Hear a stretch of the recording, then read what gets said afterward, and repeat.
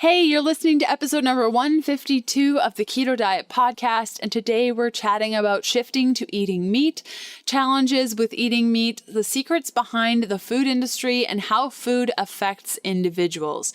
We're going to be chatting a bunch about healing your body with whole foods in today's episode, so if you want to learn more about that, you can check out my program Fat Fueled by going to healthfulpursuit.com/fatfueled. If you have questions about today's content, you can head on over to healthfulpursuit.com/contact and ask me.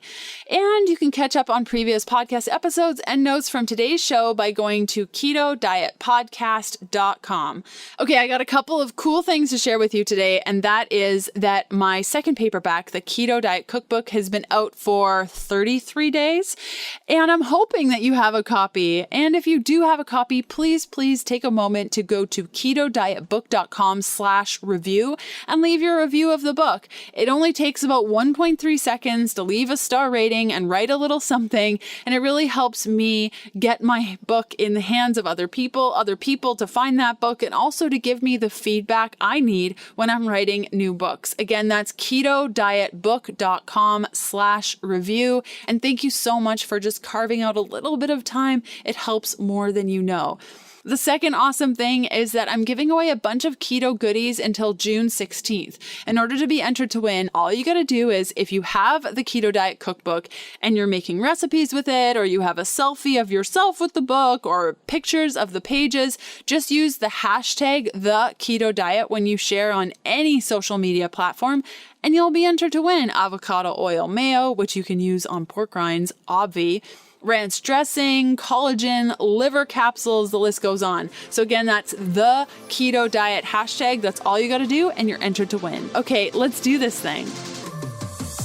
Welcome to the Keto Diet Podcast, the show all about keto for women so you can burn fat, balance your hormones, and heal your body. If you're new around these parts, I'm Leanne Vogel. You may know me as the international best-selling author of the Keto Diet and author of the upcoming paperback book, Keto for Women, where I'm showing you how to take charge of the imbalances that are ruling your life so you can discover your happy weight in 3 easy steps.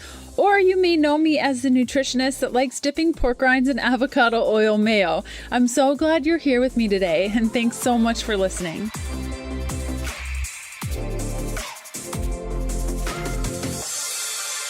Today's guest is Angela Mavridis, who's the CEO and founder of Tribali Foods. After being a vegetarian for close to 35 years and an avid athlete, she healed her gut issues, balanced her hormones, and quit her sugar cravings during menopause by incorporating meat back into her diet and embarking on a ketogenic lifestyle. Angela shares her health journey and N=1 experiments with her community and tribe, and believes in the healing power of real food. Hey, Angela, how's it going? Good. I'm so glad to be here. Hi there. Hey, yeah. So you mentioned right before we started recording, we actually met at PaleoFX back in, I guess that was 2016, 2015. And we only got to talk for a brief moment. So I'm glad we get to talk a little bit more here, because the shows are crazy. You can't talk to anyone. Oh no, it is. It's a crazy eat-a-thon too. I mean, you're by every booth trying all these great stuff, but it's definitely a good show. I love it. Yeah, totally. So before we dig in, I always like to ask our guests what keto means to them. What does keto mean to you? That's a great question. And I would sum it up in 3 little words: freedom from food.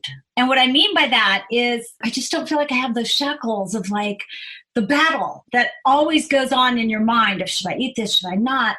When was my last meal? When's my next meal? Where am I going to find food? You just have this freedom. And your body, if you just listen, it'll tell you when it's hungry. And if you pay even closer attention, it'll tell you when it's full. You just have to listen. And I think keto has given at least me that freedom. Yeah, that's the most common answer is freedom from food, freedom from having to eat all the time. There's always freedom somewhere in there. So that's really cool. Yeah, and it feels good to be free of that. Yeah. And so what was your life like before keto? Well, I was definitely a sugar burner. And I felt that because I was also a cyclist. I would do, 40-mile bike rides. And sometimes I would double dip. I would even, get off the bike and go to the gym and lift weights too. And so I was constantly fueling my body, but it was also a time that I was a vegetarian. So I was concerned with how much protein I'm getting. So I was always doing protein supplements, protein shakes, protein powders, protein snacks, and, trying to get it in that 45-minute window post-workout, because otherwise, your muscles are going to atrophy if you don't get the protein in, that whole philosophy. So that's basically the way I used to eat. And it was constantly fueling that carbohydrate need and that glucose to get me through my rides or my workouts. So it's a whole different ballgame now. Yeah. And what was like your thing? Because I was a vegan, so I'm sure we could swap stories constantly about what it was like. So you were training and also a vegetarian, correct? I was. But like I said, I was concerned with getting adequate protein. And because I wasn't eating a lot of beans, I was always supplementing, which, I did it for 35 years, Leanne. I don't know how long you were, but I was at age 13 to mid 40s. I was a vegetarian for 35 years. Whoa. You don't meet a lot of people that make the switch. Like, I feel like if you've been vegan or vegetarian for more than 10 years, you're probably not going back to the dark side. No, I came full circle. And I'm eating more meat now to make up for 35 years of abstaining, right? Yeah, I found that too. I was vegan for, I think, like 8-ish years. And there was a period there where I ate like an immense amount of meat at every sitting. And now it's not nearly as bad. Like maybe I'll eat half a pound a day. By bad, I mean like just I was eating so much of it. But it's interesting you say that because I noticed that as well. It took me a long time to like regulate, get into a nice balance with protein. What were like your major foods that you loved when you were a vegetarian or you relied on so heavily because of the lack of protein? So I will tell you, I did eat fish because you can't grow up Greek and not eat fish, right? So fish was, I guess, a pescatarian. So I would rely on fish a lot and not so much, like I said, not so much the beans. I would do quinoa, some grains, and, a lot of protein bars and protein powders, all that stuff kind of gave me irritable bowel syndrome too. I just had digestive distress constantly. I was never comfortable with digesting my food and I couldn't figure it out. I'm like, I'm eating so clean, but I'm eating so healthy. What could it be? So, there's a time that it worked really well. And then there was a time where my body said, okay, this isn't working any longer. So I think you just can't be so dogmatic about your food philosophy to not say, well, maybe I ought to give something else a try because what I've been doing for 35 years is no longer serving me. So back to today's episode in a sec. ButcherBox features 100% grass-fed and finished heritage-bred pork and organic free-range chicken. ButcherBox sends you high-quality, health-promoting meats directly to your door on dry ice and free shipping anywhere in the lower 48. ButcherBox makes committing to quality protein sources less expensive and more available to everyone. Their prices are hard to beat, and it's challenging to find a higher quality product anywhere in the USA. I've been using ButcherBox for years and love the convenience of a package showing up just when I need it, and their ground sausage is an absolute dream. ButcherBox has put together a super special deal for all listeners of the show. Order your first box and get a special gift plus an additional $20 off. Now, this special gift is so epic that I can't even mention it on the episode today. So you'll have to go to butcherbox.com/keto diet to check out the deal plus get your $20 off your very first order. Again, that's butcherbox.com/keto diet to check out the deal plus get $20 off your first order. If you're unsure of the link, simply check out today's show notes for all the details. Okay, back to today's episode. Was there, like you said, there was a point where it was working and then it wasn't working? Can you pinpoint what you started? Like you mentioned digestive issues. I experienced the same thing. I don't know if I could ever eat Daiya cheese again or any Daiya products or any Vega. Like I can't even stomach it. Even the smell of it is just too much for me. But when did you notice, like what were some of sort of the signs that you needed to change your philosophy? So other than the digestive issues, there were also the hormonal issues. And I think we talked about this briefly at the PaleoFX conference in 2016. I thought I had gone into menopause. I'm like, okay, everything's shut down. All the hormones have bottomed out. I went to the OBGYN. He did all the tests. He's like, yeah, you're there. Now you're just going to, if it's good for a year like this, you'll be postmenopausal after that. So I wasn't feeling well. And I just thought that I guess these are signs of menopause, right? Hormones are in a flux. Everything was weird, wonky. So that's when I thought, let me just try and incorporate a little meat back into my diet. And for a vegetarian, a long-standing vegetarian, to incorporate meat back in, I was really picky. And having studied nutrition, I was really picky on what kind of meat I was going to start eating. I wanted it to be organic. Sort of that's the baseline. Then, from there, grass-fed, and then hopefully grass-finished. So there's different layers of the quality. So I went and got my first steak. I cooked it up by myself on the barbie. No one was around. I'm like, I'm just going to try this out. It was a nice piece of 4-ounce steak. And I tell you, I ate it. I felt like, I don't know, some adrenaline rush. Like, oh my gosh, I'm having this. I haven't had it in so long. It felt satiating. It felt satisfying. And it was great. And so I then started incorporating different kinds of meat. You know how we say eat the rainbow of vegetables? I started eating the variety of meats, anything from pork to venison to turkey to chicken to lamb to beef, always thinking organic, free range when I could get it, grass-fed and finished, wild-caught seafoods, and just eating all these different types of proteins, a little bit at each meal. Again, I'm not doing 16-ounce ribeyes, breakfast, lunch, and dinner, just 2, 3, 4 ounces. Breakfast is usually a little lighter, and then it gets heavier, towards the end of the day. But every meal has some sort of animal protein in it. So that's what, and I felt my hormones were sort of regulating. But like I said, I thought I was in menopause. Well, lo and behold, Leanne, 3 months ago, I was resurrected from the dead. My period came back, and I'm now back as if I'm regular again. So I don't know what happened for 2.5 years.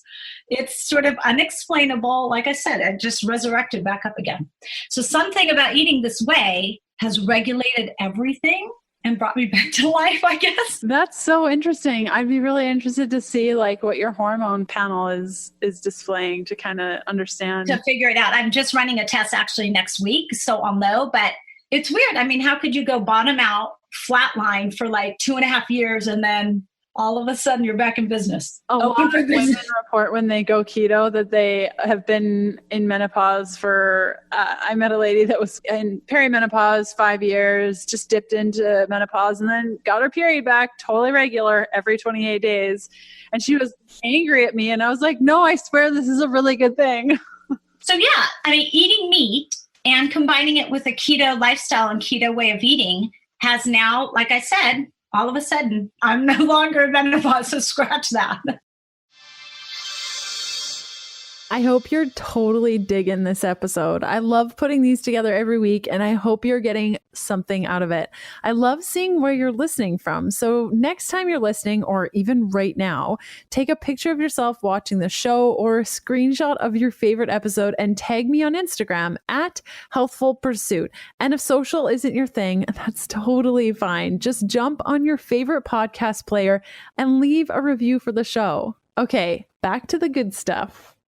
And what were the problems? I'm sure you had frustrations as you started incorporating meat. I know that I did, of the quality and finding stuff that was convenient. What challenges did you come across when you were starting to incorporate animal protein? So luckily, because where I live in Southern California, I have access to a lot of high quality meats. You've got farmers that you can buy local and direct from.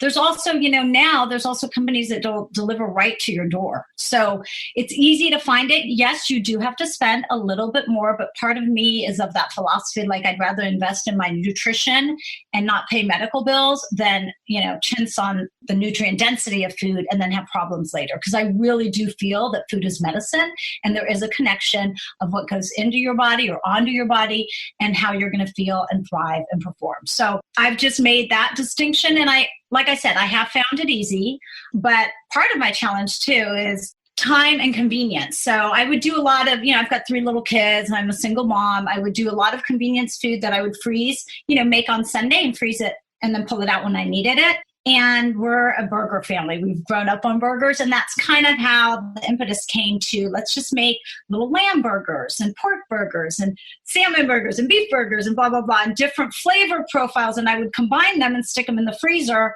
And even family and friends would combine and go, oh, do you have that Moroccan lamb you made? And there were so many great flavor profiles. And that's kind of how this my little business came about. I'm like, if I can't find it, I'm going to make it. That's so cool. And I love hearing those stories. There's so many women, especially, that start eating keto and then they have so much more time on their hands because they're not hungry and their blood sugar is regulated. And then they hit a frustration with their diet and then come up with this whole new product line of all these things. And they're so inspired. And I think that that's just so cool. Yeah. And whether you eat paleo or keto or clean, or there's room for products on the shelves, because I think people are becoming conscious of what they're buying. They're understanding to turn that label over and read those ingredients. I mean, what are we putting in our food, you guys? There's got to be some discerning analysis of how we're making this food, because we can't always cook from fresh. There's times where we do need to buy packaged stuff or have stuff in our freezer, but you want to be sure that it's free of those additives and preservatives and binders and fillers and irritating gut ingredients. And we know what those are. So I wanted a product that was free of all that, something that I would make in my own house and serve myself. And you're right, no matter which way you eat, I think sort of at the basis, it should be free of all that other stuff that's put in packaged food. And you mentioned binders and fillers and things. When you started getting yourself into the food industry and producing food, were there some things where you're like, what? People do this? Companies do this? How is this allowed? Yeah. And there's so many loopholes. And I swear, Leanne, now that I'm in the business, it's really based on honesty and trust. Like I can do a lot of stuff and hide it and nobody would know. And my margins would be better. And my, investors might look at me like, oh, bigger dollars at the end of the day. And nobody would know but me. And I would know, and I wouldn't eat my own products. So that would defeat the whole purpose of starting a business. So there are a lot of loopholes. And you can, as a matter of fact, I was told by, one co-packer that, we could put some soy isolate in there, right, to remove the amount of meat. So you're not paying as much in the meat and that'll bind it. And I thought, no, this is not the direction. This is so against my standards. So I mean, you've got to be honest on what's in the back ingredient list. So I would just encourage everyone to just turn it over and just look for what you're putting in your system. Yeah. And even further to that, something that I've been quite passionate about, especially over the last couple of years, is I like supporting brands that I love and I know their story and I know what goes into them and I just know the people behind them and I just want to support brands that are trying to do good. You know what I mean? Yeah, that's how I feel too. Absolutely. Yeah. You can read the ingredient label and everything else, but there's nothing like just reaching out to a brand and being like, yo, my name's Leanne. What's your story? And anyone can do this just to understand like what's behind this brand. And, we all work so hard for our money and we all want what's best for our families. I think there's so much more to food preparation and producing than just food preparation producing. Like you're going into the homes of people and feeding their families. That's a huge deal. I know. And you know what? It's for me as a mom and now a food manufacturer, at the end of the day, that makes me feel so good knowing that I'm making a difference on people's plate. Like if I can change the way you eat one bite at a time, that's like my mission in life is solved. It really does. It brings me so much joy to know that I am making a difference, like you said. And it takes brands like me and other people out there that are doing the same stuff, just cleaning up the shelves, Back to today's episode in a sec. Today's show is brought to you by Four Sigmatic. Years ago, I was addicted to caffeine and it wasn't pretty. Multiple pots of coffee is what got me through the day. And if I didn't have enough, I'd suffer through headaches. If you want to get off the caffeine roller coaster like I did, try Four Sigmatic coffee. It has half the caffeine of the other stuff, but tastes like the real deal. What's the secret? Think of it like a 50-50 mix of coffee and unicorn dust brought to you by the power of mushrooms. Mushrooms have been used in traditional Chinese medicine for centuries to treat fatigue, sickness, kidney disease, and low sex drive. Their coffee is a blend of organic Arabica coffee and mushrooms focused on increasing brain power, lowering stress, energy boosting, and more. You can use the coupon code KETO for 15% off all things at foursigmatic.com/keto. Unsure of the link? Check out today's show notes for all the details. Okay, back to today's episode. Okay, so we've chatted about gut issues, a little bit about blood sugar, athletic performance. going from vegetarian to eating meat. Any other thoughts on that? Like you mentioned gut issues and I said, oh my gosh, Vega, that hurt my stomach so badly.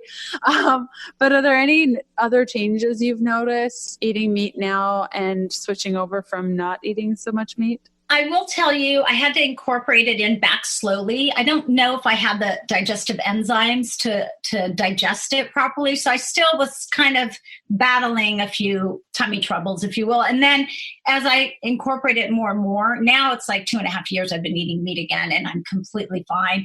And I just feel all the protein that I was concerned with, you can get it all from real food, like real vegetables, healthy fats, and this great protein. And when I, turn the levers, now being keto, and sometimes like Leanne, I did kind of what you and everybody else did. You dive in, pedal to the metal, hardcore, you're going to try this. And then I literally had to back off and do kind of the carb cycling that you promote as well.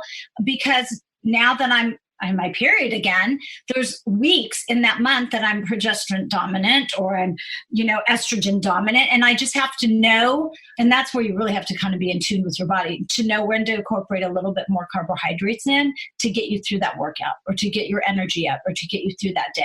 And it's like playing with the levers of I almost look at it as a stovetop, and you've got your protein, your carbs, and your fats. And there's days that you just have to turn up that carb just a little bit. Are there certain signs that you notice? I like to ask anyone who practices this because everyone explains it a little bit differently of when they know that those levers need to be adjusted. Is it more like an intuitive thing? Can you put words to it? Well, the words that I can put to it and I notice like something tangible is when I'm in the gym and I do deadlift and I do squats and I hit the legs hard. Like the arms, I don't feel as much. When I'm doing heavy compound movements, if I don't have enough fuel in the tank, I cannot get through. I can't get it up, that bar, or I can't lift that weight, which I usually do. So that's when I know there's not enough gas in the tank. There's not enough fuel there. And that's because I didn't eat adequately. So I just know that when I'm going to do legs on a hard day, I want to make sure that there's something there to get me through that workout. That's my only, that's my personal tangible that I can actually put my hand on and pinpoint the day or the time. That's awesome. Okay, so we've chatted a little bit about like shifting gears. Do you ever see a reality where you'll shift gears again with your eating style? And how do you keep your life open to that if it's the case? I don't know if I'm ever going back, Leanne. I don't know. I feel like I spent 35 years hungry and not satisfied. You would eat salads and greens and veggies, but I almost feel like I'm eating less quantity but better quality, and it's more satiating. Like I used to have to eat a garbage bowl of salads with everything but the kitchen sink in it to satisfy me. And now I can have like a 4-ounce piece of protein, half an avocado, 3 olives, and oh my gosh, that's satisfying and full to the next meal. I mean, how is that possible? You look at the amount of food and you're like, well, that's not going to fill you up. But it's what those 3 items do to your hormones and what signal it gives. It's not the quantity, it's the quality. So I don't see me going back. I'm not going back. I even played a little short while, to really swing the pendulum of being carnivore. Like I thought, let me just try this carnivore diet for 2 or 3 days. But I did miss my greens. So I kind of had to bring it back to, I keep it simple now. It's like produce plus protein plus healthy fats. Every plate I make has that combination. I keep it real simple. Just fill it up with produce, make sure I get my protein, and am I drizzling it with healthy fats? Am I throwing on an avocado? Something fat's got to be there. So yeah, I'm with you. I don't know if I could go like hardcore carbaholic again. And I tried carnivore for all of like one meal. And then I was like craving parsley, I just wanted like a whole handful of parsley. I just couldn't do it. And I don't mean one meal. It was probably like a day, but wasn't good. I could see myself dabbling in like a plant-based keto where I don't eat animal protein anymore. I could definitely see myself going there maybe one day, but I don't think I could ever eat carbs to the level I did before. Nor do we need it when you're flexible like we've become now. That's where the freedom comes in. I don't feel like I'm craving that, bowl of chips or whatever it was. I feel like I can have a little bit of a fat bomb, a little fat something, and that'll curb the appetite until the meal. And I don't need to, because once you start down that rabbit hole, you're just going to keep going.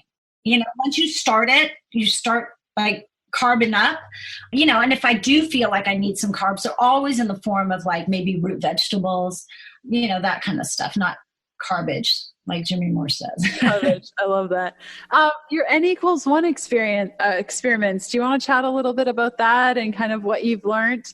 Anything in addition to what we've already chatted about? Yeah. So I think, like I said, for me, it was listening to the signals that my body was giving me. So, and that's why they call it N=1, right? Because I can tell you what signals my body gave me and how I interpret them and what I did to meet those signals, but your body may not be giving you the same signal. So it doesn't really matter what worked for me, right? And, that I've done one-on-one coaching as a nutritionist as well. And people just want to know, how am I supposed to eat? I'm like, well, how does this food affect you? How does this food, either change your mood or affect your hormones? And only you can know that once you start on that experiment. So I encourage everyone to start on their health journey and start on their N=1 because it's so individualized. We do tend to complicate things a lot. And that's why I kind of say, let's just simplify it. I mean, everybody's going to do well from eating that, protein plus produce plus healthy fat. That's really what your plate should be. But you've got to listen to your body. Like, it's weird. I've done a couple of the MRT food sensitivity tests because there were things that were bothering me, and it told me that the things I was eating the most, I'm now all of a sudden allergic to. So it had like salmon, asparagus, and eggs on there. I'm like, oh my God, I have salmon, asparagus, and a hard-boiled egg every other day. I mean, that's my go-to food. And now it showed that because when you eat something over and over again consistently, it now shows that I'm sensitive to it. So I have to do an elimination, get it out of my body for a couple of months and then slowly reintroduce it. So that N=1, really everybody should embark on their own N=1 to see, what foods bother them.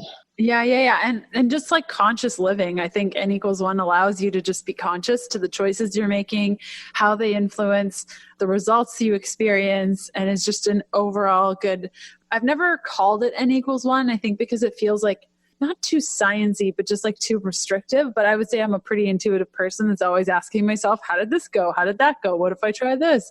And just about being inquisitive of your body's reactions, I think is really important. So I agree with you. What's your favorite keto thing to eat right now? Oh, I knew you were going to ask that. So we haven't even talked about my product, but they're beef patties, and I've come out with sliders as well. And one of them is pork and sage. And I love it because it fits so nice into the keto lifestyle. It's got 1 gram of carb, 11 protein, and 17 grams of fat. So I eat the pork and sage little mini sliders with your avocado fries. Oh, those are so... On page 378, I have your book, and I love the fries with the dipping sauce. I mean, who knew I could make avocado into French fries? So that's my version of burger and fries. Oh my gosh, that's my mini sliders and your avocado dipping fries. In my next book, I made these like crunchy jicama fries, and I would like to make the statement that I feel like they're better than the avocado fries. So watch for that. Oh my gosh, if that can even be possible, Leanne, I'm addicted to these fries, and my kids love them too. I tell you, they're so yummy.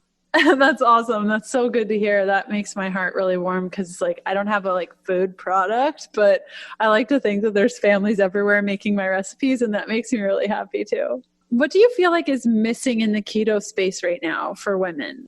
I think more of an understanding of keto's effect on women's hormones. Like I said, I think a lot of what's put out into the keto community is by males and for males because their hormones are stagnant the whole time, the whole month.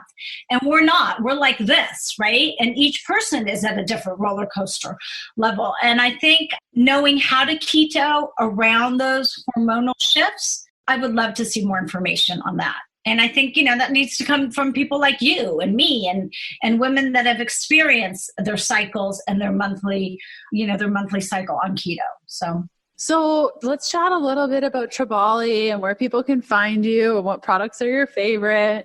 That's like asking you which one of my 3 kids is my favorite. I can't don't parents have a favorite? Like I have a favorite dog depending on my mood. Is it the same? Well, I'm not allowed to disclose because I keep listening to my podcast sometimes. No, I'm just kidding.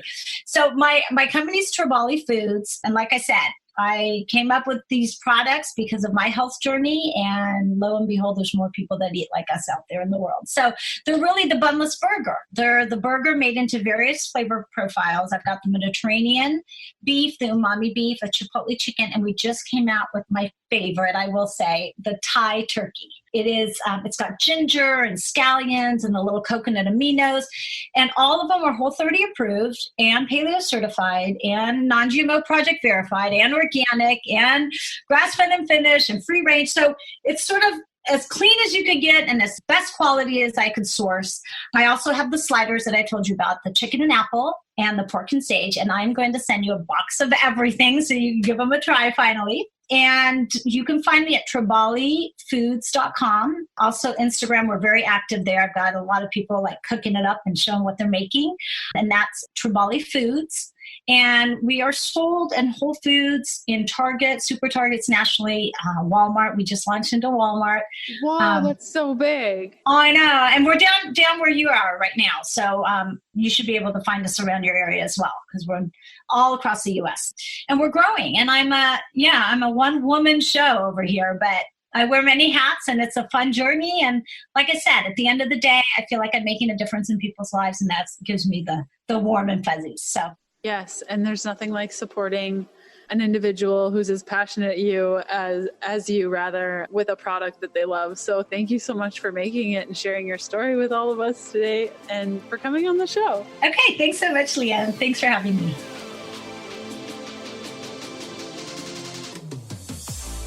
Thanks for listening to the Keto Diet Podcast. Join us again in a couple of days to discover more keto for women secrets for your fat-fueled life. The Keto Diet Podcast, including show notes and links, provides information in respect to healthy living, recipes, nutrition, and diet, and is intended for informational purposes only. The information provided is not a substitute for medical advice, diagnosis, or treatment, nor is it to be construed as such. We cannot guarantee that the information provided on the Keto Diet Podcast reflects the most up-to-date medical research. Information is provided without any representations or warranties of any kind. Please consult a qualified physician for medical advice and always seek the advice of a qualified healthcare provider with any questions you may have regarding your health and nutrition program.